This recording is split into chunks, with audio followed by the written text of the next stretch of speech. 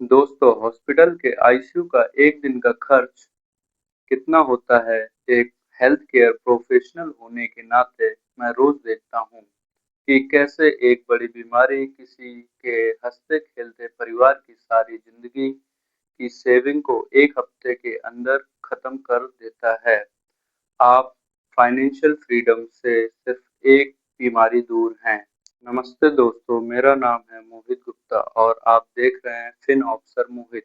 आज हम बात करेंगे हेल्थ इंश्योरेंस क्यों जरूरी है और जब आप अपने परिवार के लिए पॉलिसी चुनते हैं तो आपको कौन सी बातों का ध्यान रखना चाहिए ताकि क्लेम के वक्त हॉस्पिटल में आपको एक रुपया भी खर्चा ना करना पड़े। बहुत से लोग सोचते हैं कि मैं तो फिट हूँ, फिर मुझे हेल्थ इंश्योरेंस की क्या ज़रूरत है, या फिर मेरी तो गवर्नमेंट जॉब है, मुझे फैसिलिटी मिलती हैं।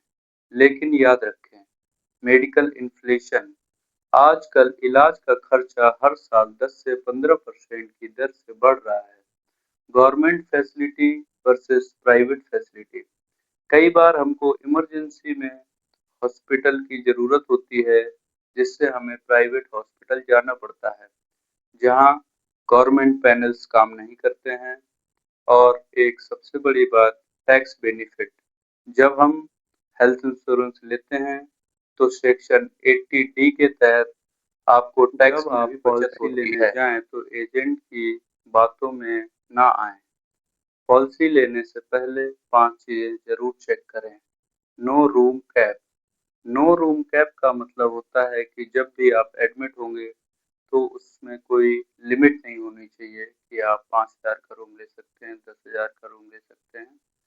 इसका मतलब होता है आपकी पॉलिसी में रूम की कोई लिमिट नहीं होनी चाहिए। जीरो को पेमेंट। इसका मतलब होता है कि जब भी आपका टोटल बिल बनेगा तो आपको एक भी रुपया नहीं देना है। ये वाला आपकी पॉलिसी में ज़रूर इंटीग्रेटेड होना चाहिए। कुछ पॉलिसी ऐसी रहती हैं, उसमें टर्म्स एंड कंडीशन में होता है कि आपका सपोज दैट 1 लाख का बिल बन गया तो आपको 10% आपको अपनी जेब से देना है या 20%। तो ऐसी स्थिति में आपको 10-20% अपनी जेब से देना पड़ सकता है। इसलिए पॉलिसी लेने से पहले जीरो को पेमेंट का जरूर ध्यान रखें। Pre and post hospitalisation. Pre and post hospitalisation का मतलब है कि हॉस्पिटल में एडमिट होने से पहले और हॉस्पिटल के एडमिट होने के बाद का जो भी खर्चा है वो भी आपकी कंपनी बियर करेगी। Restoration benefit.